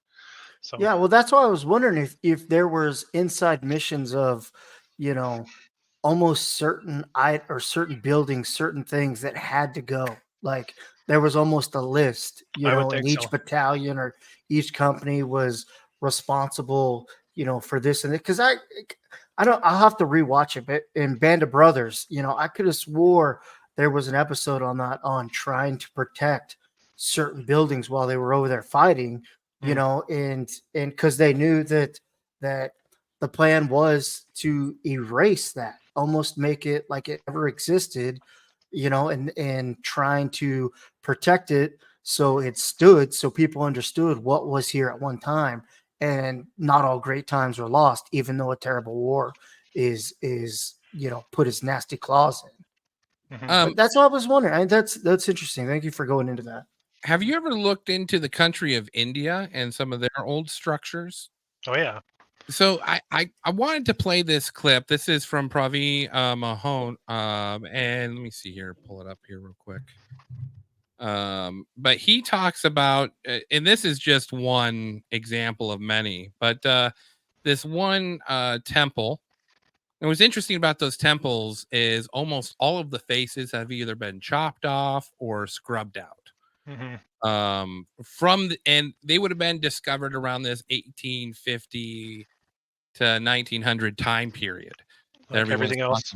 Yes, like everything else. Yep. And he goes in. I just thought this was interesting. We can stop. Archaeologists found an ancient wire in the Chandi Kimpulan temple in Indonesia. Yes, this is the actual picture of that high quality. So they found this altar here on this statue. And underneath of it, that's a picture of the statue right there. So they removed this whole block, and underneath there was a hole, and they found this container full of coiled up copper wire, which they're saying this is from 1200 years ago. And is that a guess? And carbon dated guess? That's just it. Who knows when it comes to time? Yeah, it's all guesswork. That's the thing, right? It is. But the official record is 1200 years old. But now you've got this tubular copper wire, which I didn't know they had the ability to do that. And they find all these other pots full of these silver and gold metals. And what he discovers is really interesting when it does. But this is nonsense, right? It is pseudoscience to guess that these items found here could somehow make electricity. Real science involves demonstrable evidence. Unless you take a pot, put some husk, put iron and silver plates and generate. So he goes ahead and reenacts Let's use copper wires, just like what we found in the temple, to check if we get electricity via the voltmeter.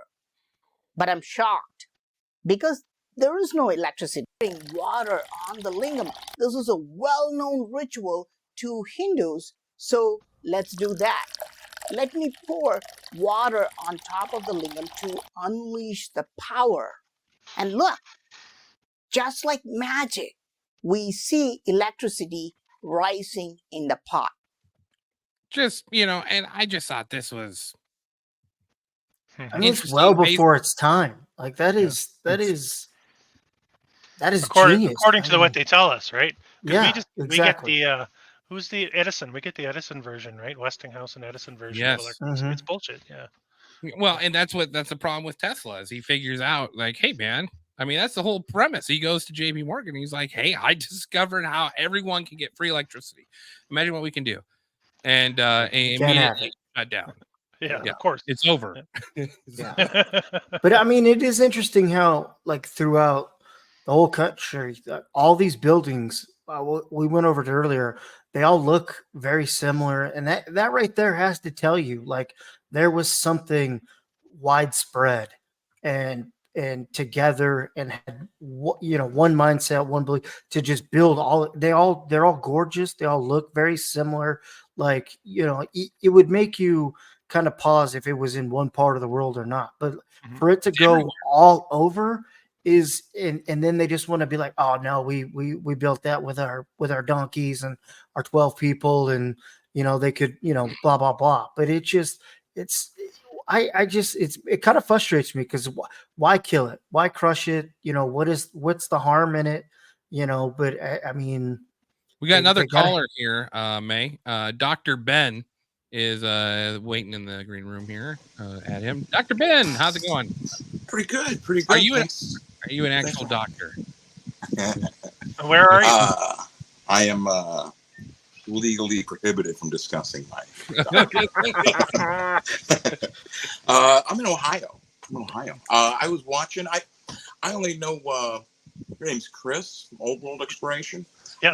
I've only seen your channel. I few different channels I watch. I always enjoy all of the presentations. It's fantastic. And I was just, the thing I have seen is that all of the same, both like names, the different peculiarities, the different all the aspects with like giant skeletons. Of course, my town has giant skeletons that were really picked, unearthed or whatever back in the day, and it's it's the local like, oh, that's not real, and it's like, maybe, I don't know. But what I really wanted to like point out, I worked at this place called Chautauqua Institution in Chautauqua, New York for a while, and it this is years and years ago that I worked there. And when I was there, it was like an odd place, right? Like there was a place that looked like the Greek Parthenon, and like there was a little scale map of the Holy Land down by the lake. Really? Okay. And so I'm watching you guys talking, and I'm like, well, let me look up Chautauqua. And of course, it's listed as it was founded in 1874, and the founder's daughter was Mina Miller Edison, who was the wife of inventor Thomas Edison. And it's just, you go through it, and it's all sorts of like famous presidents, inventors, all this different things, all had something to do with this place. It was a whole sort of new age movement back in the 1800s. And there's, I guess, at least my question is, what is anyone considered or maybe not considered, but concerned that eventually there'll be some sort of pushback against this whole community? Because I know community's kind of like disjointed a little bit, like the fella above me, cussing with Hussing. Cussing with Hussing, yeah. I like that. Yeah. Thank you. When you're like, fussing, you call in on Hussing. All right, sorry. Like you said, you didn't know about John Levi, unless you were just being sarcastic. No, okay. Never heard of it. But there's a lot of so many different people in the different areas of the community don't know about this person or don't know about that person, or the business with the small season.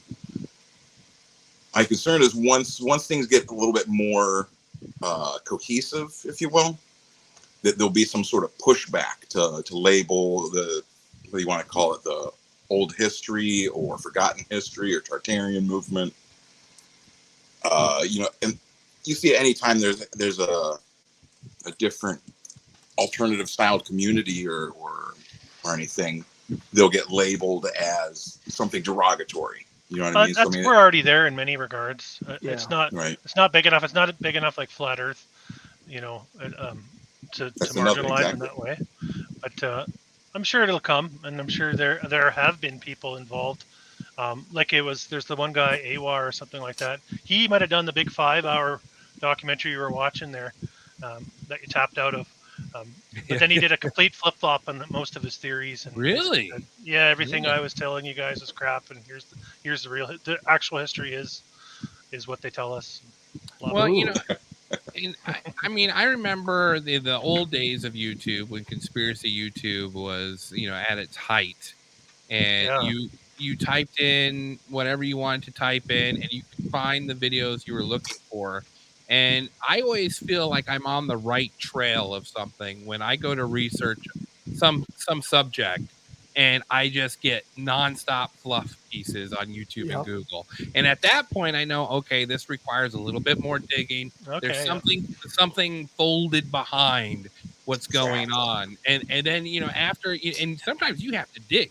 And with this subject, you have to dig because, first of all, like even with TikTok, there's a crap ton of videos that if you type in Tartaria are going to be like maybe 1 or 2, 4, and then you're going to get bombed with everyone calling you an idiot.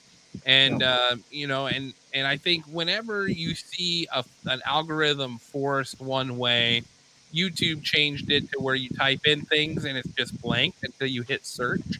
I don't know if you guys noticed that change. That happened during the Alex Jones years.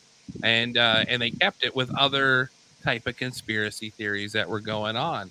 And so I feel like you guys are on to something, and that's why I wanted to have Old World Exploration, Chris on. And that's the idea of our show is, we're a podcast for the curious mind. So when we we're just two guys, like we're not gonna, that's why we want to have guests like Chris on, because these are, this is someone who, you're just out there doing your own research, and you spent a lot longer time, Chris, on it than I have, but so that's why your viewpoint, I mean, you've done over 200 cities at this point, I just collected a lot of visuals, and I got to a point where I wasn't able to share it in my day-to-day with people that appreciated it. So I figured I got to do something. So I decided to make a YouTube channel and just show the pictures that I have of what I think are old world structures or whatever. Like I said before, Corey told me this was happening. Like I was always interested in the old buildings and whatnot, but like this has got me so deep in. Like I love it. Like it makes me just want to go more and more. Like to be in that group. Yeah, labels are gonna fly and whatnot, but nowadays labels can fly and they're not gonna hurt you and they're not gonna point you in a corner. You can band together. You can be strong. And you can just fight the haters and the naysayers. Like, the world we live in now. Yeah. Officialdom is dead, right? Yes. Yeah. Dr. Ben, when did you discover this theory about the old world, and what was the defining moment that sort of drew you into noticing your perspective changing? I think the first thing I remember hearing of, I was in a writers group, and one of the people was complaining about there's some girl on the internet who says the Roman Empire wasn't real, and I was like, what? I don't know if that doesn't sound right. What do you mean? And they were just like, don't even look it up. Those people are just crazy. And I was like, oh, okay. And like I didn't agree with them about anything already, so I was like, let me go check and see what I could find. And I think it might have been John Levi might have been the first one I found, and I just kept, like I think on the bottom of his page it had like other suggested channels, and just that's how I found it. It's just Is there any buildings in your hometown that make you be like, God damn it, God damn it, what am I looking at here? There is a couple of pretty big old churches. Like there's a giant old Catholic church that, has got the same huge, like 8 foot by 10 foot or whatever blocks. That's like, how did that even happen? Like, how did they build this, back in the 1800s? Like the whole area here was just mud, and then they built this. Yeah, that's why I love the Giants conversation. Like like that's so fascinating because we have to know that these giants roamed the world, because nothing else makes sense in a way. 40-foot doors, right? The 30, 40-foot doors. Yeah. And like you said, with the unbearing of these giants in certain locations and whatnot, and they're like, "Oh, what's that? I've never seen that before." And it's like, "Oh, come on, you've known about it. Everyone is known about it. You just Smithsonian, right? Yeah, Smithsonian and National Geographic are need a really good looking at by the public. Yeah, I think we need to hold them accountable for what they're keeping from the public. Exactly. There was one I found today that wasn't in any of the different, Tartarian or like alternative history groups or channels, where they were talking about Indiana, and they were talking about all these the same thing, like cut stones, giant buildings, walls, And it was just this guy, and he's like, what's going on? Because they tell us that the Indians that were here were just primitive beings that were just barely subsisting. Yep. And from what I understand, the Indians have stories of there being a separate race that was here before them that would have been the giants. So that's interesting. I have a couple of friends that are Lakotan, part of the Sioux tribe there, and I'm gonna have to grill them on some of their ancient history. Because even native cultures, they've been so whitewashed that by the time they got back to their roots, they can only find things that still have ties into Christianity. It's very hard for them to discover what their ancient belief system was. So the same here where I am. Yep. Yeah. But thanks so much, Dr. Ben. Any more questions you got for Chris? No, just keep doing what you're doing. I would encourage anyone who is involved with this, exploring history, is put down your research. Document it. Get it into a hard copy, because if everything's just in the cloud, I mean, it's gone like that. Take it. I save everything offline for sure. Ben, you might renew my faith in doctors. Yeah. Not a medical doctor. Not a medical doctor. Thanks so much, again, Dr. fellas. Ben. We appreciate it. Dr. Ben calling in. That's I think Flat Earth Dave, he turned me on to somebody on TikTok, the Dr. Regenerated. I follow him on TikTok. Yeah. And he had a bunch of videos on, not a bunch, but he had a handful that were, right around this discussion. And I found it super interesting. And now, John Levi, you yourself, all these, as we're talking, I'm going and just following people and just, getting into the community, because it's just so fascinating. I mean, it's like I said, it's heartbreaking that they want to erase it and change it and, put their own stamp on it. But I guess, unfortunately it's par for the course, it seems like. So yeah, but why is it so empowering to research it? That's what struck me. Like that, I felt so alive looking into this. Hopeful. I almost feel hopeful. Absolutely. Like when I watch this, it's not like watching Epstein Island. It's a completely different feeling. Like some of the stuff you see going on with the New World Order and these wars that they're creating, and you're just like, God, I have no control, and we don't. Not individually, we have no control over that issue. No, we don't have beefs. The people never have beefs with people in other countries. It's always the powers that shouldn't be. Exactly. We got Travis calling back in here.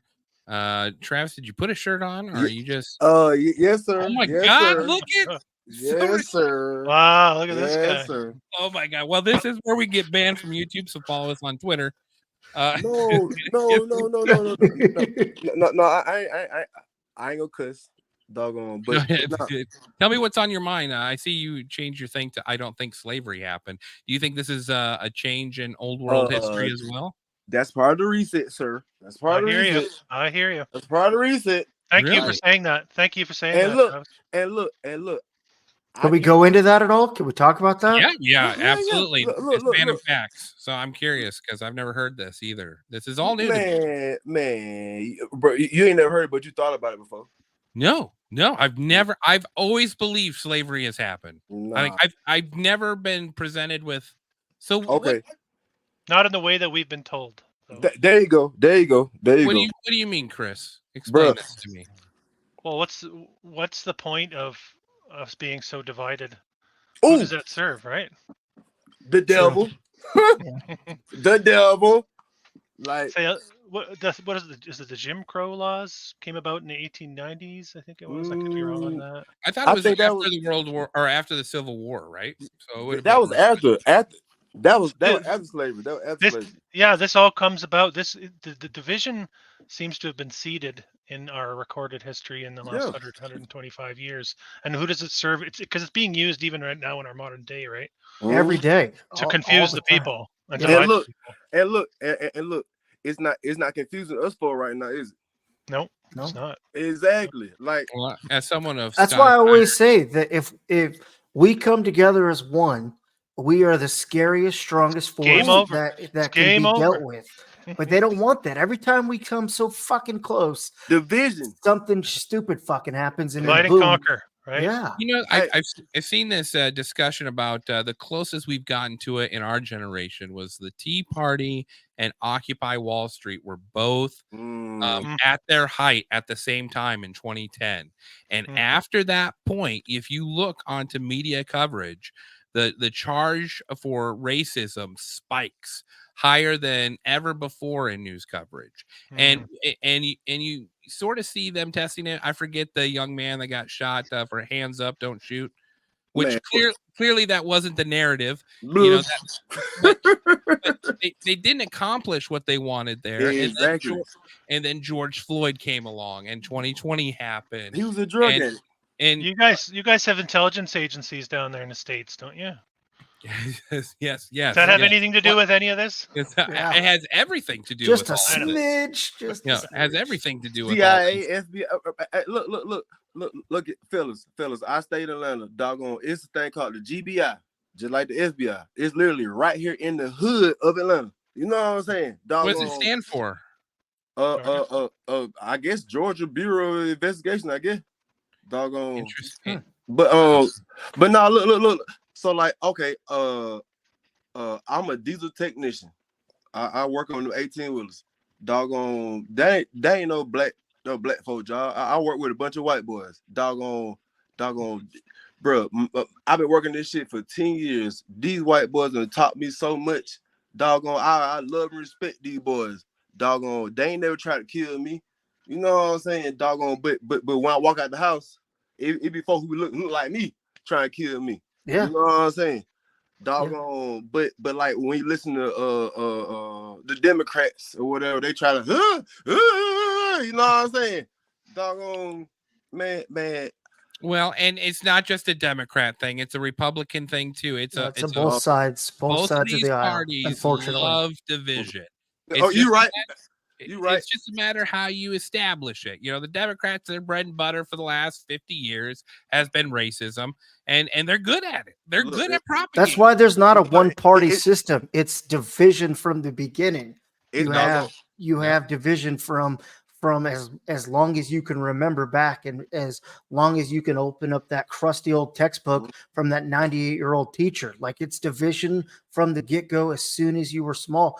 And now it's gotten so bad where, you know, like, little ones are getting raised on that, and they just think it's pure evil, and they feed on it. And it has to change. And I'm afraid that this train is going to last a little longer than we need it to. Because look, I'm gonna tell you, like, I be seeing it. It's because you got dumb people raising children. That's the problem. That's the problem. Well, bro, I'm sorry. I didn't mean to cut you off. My bad. No, I don't think it's dumb people. I mean, I think it's people are not allowed to raise their children. We are enslaved to the dollar and our debts, and to survive in a society. And both parents have to work and to provide for for children, and then boom, you're not raising your kids. The system is, and everyone ends up being worse off because of it. But look, how did I'm 33 years old. Like I said, born and raised in Atlanta. Doggone, yeah, shit. It's been a hell of a year, doggone. But doggone. So, bro, my mom and my daddy, they raised from South Georgia. They country ass motherfuckers. They doggone Democrat, doggone. So how did I find myself here with you guys? Doggone off of me exploring. You know what I'm saying? Doggone thinking outside the box. That's the problem.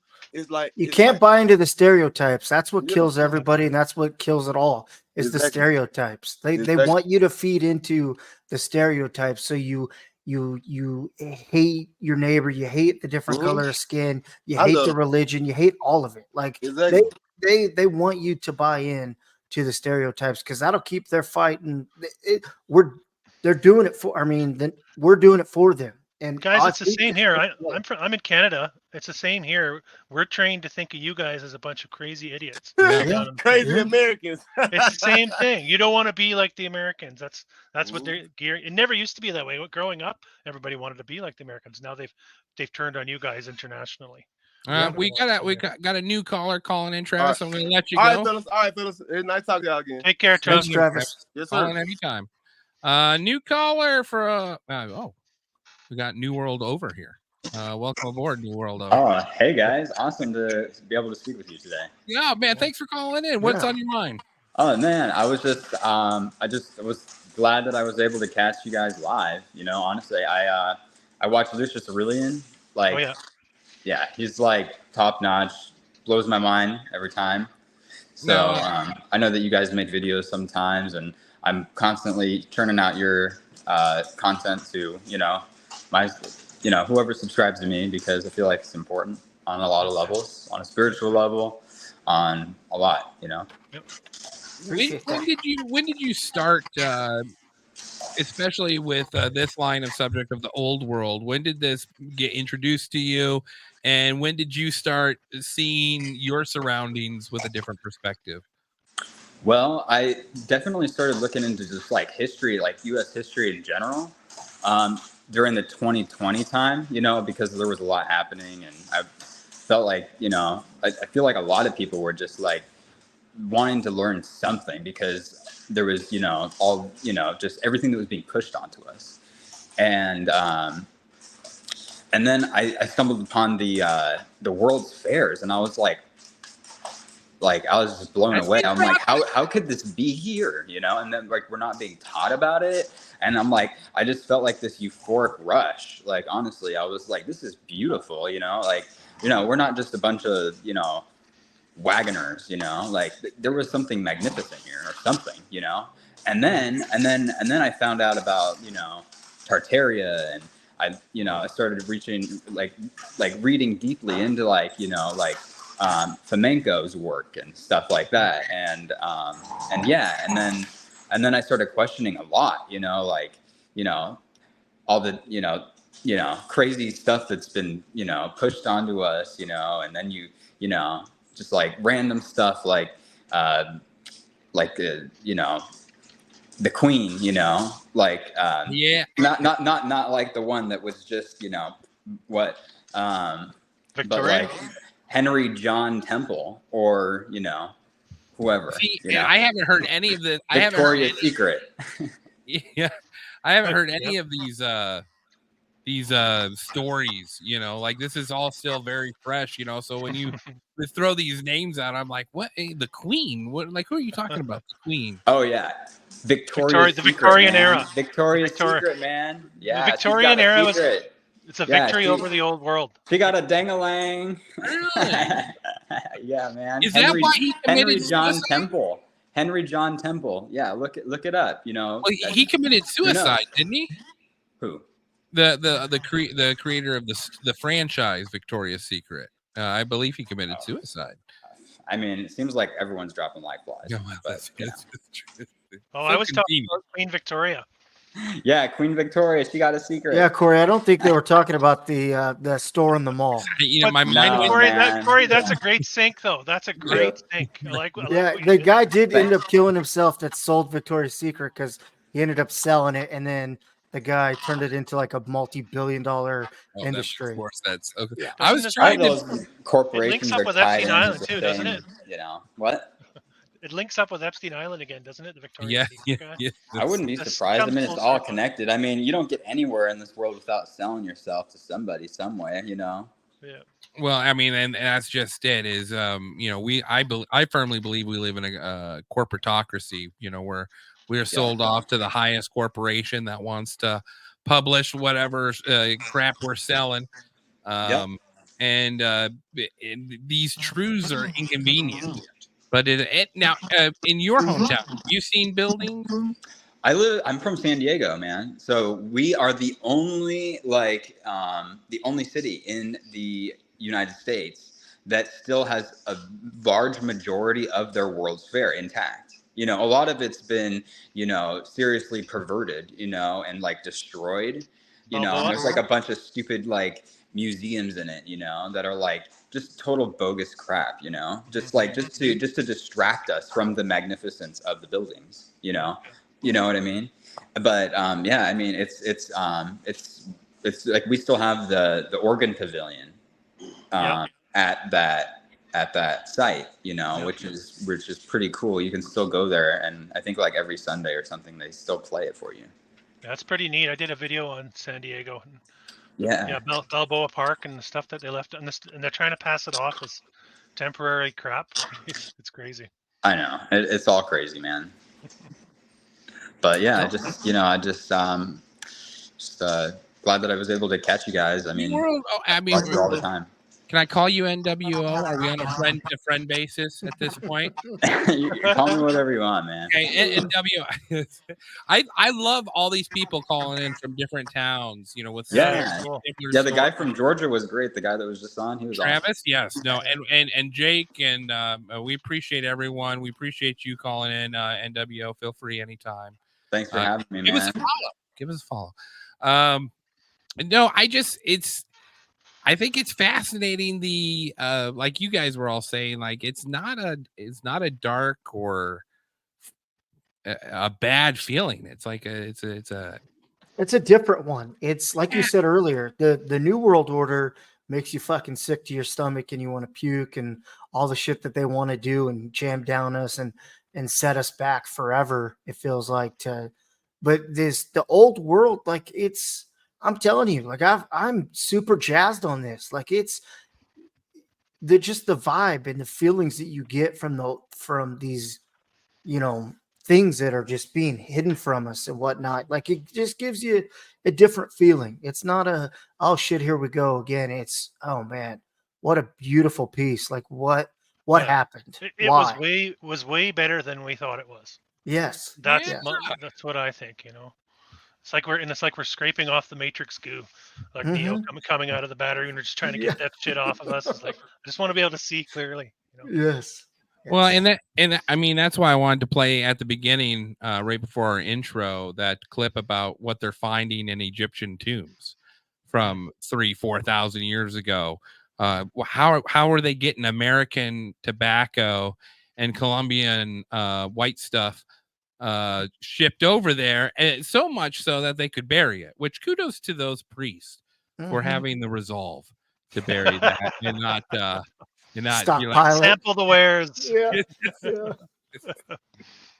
But that's the Giants thing. I mean, that all of it is so you could just go down so many freaking tunnels on this thing. It's it truly is spectacular. And it cuts to the core of us, doesn't it? Just with some of the chats we've had here tonight, it goes deep for sure. Yeah.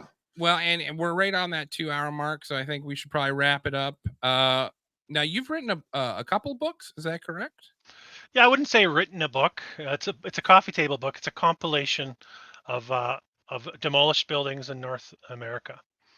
I did 101 and then another 101.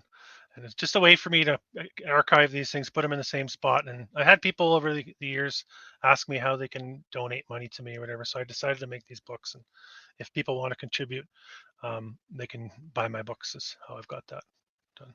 Any diving into Tennessee? I know I like I said, where I'm fresh on this, I need to go all the way through your page, but you're in Tennessee? Yeah. Oh, okay. Well, I did Nashville. Okay, right? Great. Yeah. But I have a lady that I'm pretty close with that she lives in Tennessee. She'd probably have a lot more hot spots than I would off the top of my head. Nice. But, okay. Yeah. It's pretty much everywhere. I'm looking at Knoxville. Is Chattanooga in Tennessee? Yep. Yeah, I'm sure you'll find anything. Throw a rock, throw a stick, you'll find something. Anything along the Mississippi River, I'm sure you're gonna find. Yeah, I think there's a lot of melted architecture too. Look at riverbanks and cuts around roads and stuff like that. And look. I guess that's the other. We gotta have a part 2 and go into that. The melted architecture. You guys got to dive into it first, though, right? Okay. Check it out. We'll do our research. Maybe we'll have you back on in 6 months, and we'll pound out some more random facts. It's going to take me a minute, man. This is like this guy. See you around Thanksgiving. How many years? 2020. 3 years. Yeah. 21. 21, yeah. Okay, 21. Okay, yeah. So my first year, my jaw was on the floor and I couldn't function. The first year of my research, so it took me a year to put it together and figure out. Just to organize that type and to open your mind up to that. Yeah. Takes time. And then to be able to present it, right? That's a hard thing too. To be able to present. Yeah. That's why we cheat here at Fantom Facts, and we just have someone else come on and explain it for us. No, we appreciate you coming on, Chris. We thank you so much. You're more than welcome. Come on anytime you want. Follow Chris, Old World Exploration. You're on Rumble, you said, YouTube. Yep. You got a couple books. I saw the links in your YouTube video, so go click on that. Get yourself a nice conversation starter piece. And anything else you want to mention before we let you go? Yeah, I've been told the books are good for waking up the normies. You stick it on your coffee table and they might pick it up and start flipping through and start asking questions. But no, I just encourage everyone to dig into what we're calling the old world. There's lots of resources out there, but it's right outside your door. It might even be in the house you're living in. So look a little closer at what's going on around you and don't trust what they're telling us and what they've been telling us for 100+ years. It's bullshit. Ladies and gentlemen, thank you so much for watching. We got up to 203 followers or watchers on the show. We know that's a lot to do with you, Chris, so we appreciate that. And as usual, we will finish the show off with the Kiffness, but before a special indie song out from last week's request to all of our Alex Jones fans. The company store, the paradigm of absolute control. And that's why we're just out here doing simple things, pointing out that we're meant to be in nature and be natural. And this is where we find the source that God made to transcend the New World Order. And that's why they want to try to keep us out of it. I'm angry. I've had enough of these people.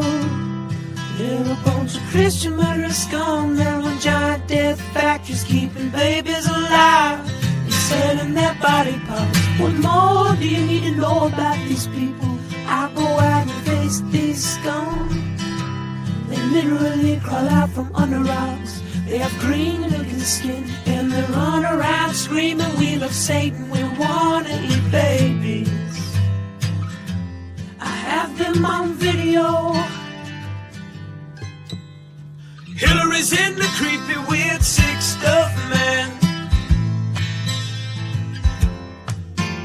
She sleeps in the same room with that creepy weird woman whose mother wears a hood over her head. What the hell? That woman number one is ugly. Imagine how bad she smells, man. I'm told her and Obama just stink. Obama and Hillary both smell like sulfur.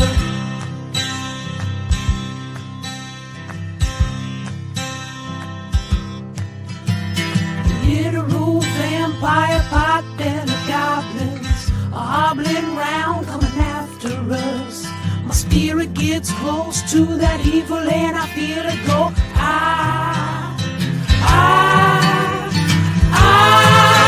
We're such self-centered crap. We don't even notice hell itself rising up against us. Millions of pointed people of the very worst type, and I'm so pissed. We're gonna steal your daughter at the mall. We're gonna steal your wife, your son. We're gonna stab you with a butcher knife, and then the police chief is gonna say, we love our Somalis, we love our Muslims. Oh, they're so good, oh, they're so sweet.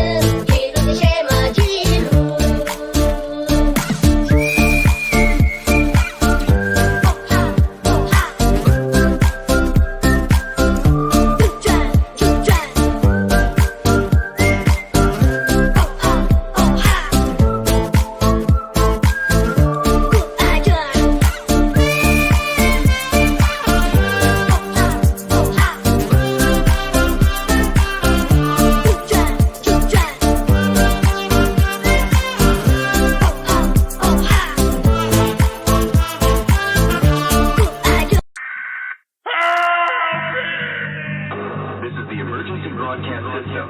This is not a test. Repeat, this is not a test. This is our violation of home test. If exposed, remove the